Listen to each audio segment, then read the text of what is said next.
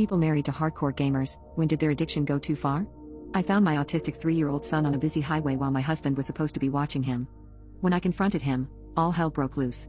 Mark and I first bonded over our shared enjoyment of gaming when we started dating. At the time, we'd simply play for an hour or two as a fun hobby to unwind on weekends when we were both free.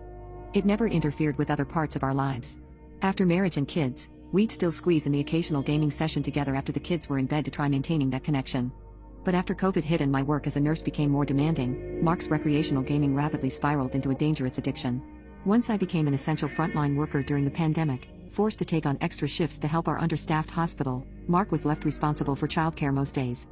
Unfortunately, his priority quickly shifted to not the kids, but rather having uninterrupted hours to game while I worked to support us. I first noticed small red flags years back, like Mark forgetting to pick up our daughter from daycare until I received panicked calls as fees racked up. At the time, he apologized profusely and I forgave the isolated mistake.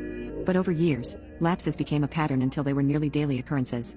Once I returned from my exhaustive shifts, I'd find both our 7-year-old daughter and 3-year-old nonverbal son neglected, hungry and unattended, with Mark gaming for hours oblivious to their needs. I can't even count the number of times I've desperately cut the Wi-Fi to our house to try curbing his addiction, or outright canceled our internet service entirely.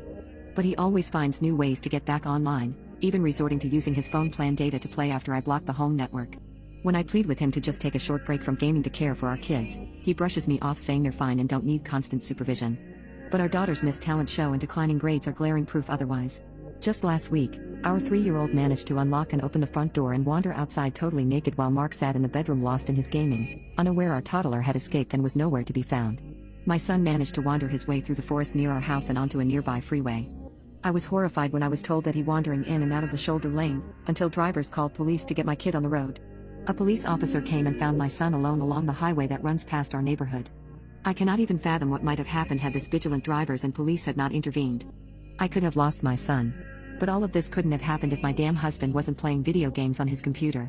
When I arrived home panicked and furious, Mark didn't even respond to the sound of the doorbell and house alarms blaring. He only emerged from his gaming cocoon after I cut the Wi-Fi, oblivious about why a cop was at our door with our half-naked child in tow.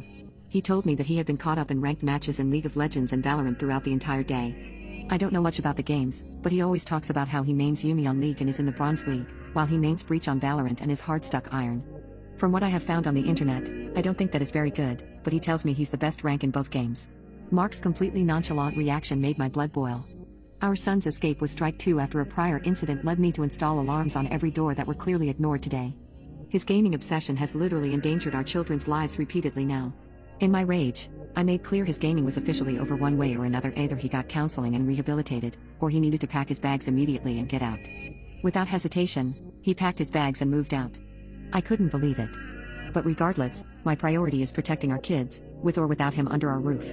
I'm currently in the process of hiring someone to go through his gaming accounts and see how many hours in the past few years he has been playing in order to use it as possible evidence in court. If anyone is interested in looking yourself, his gaming name is I Miss Her.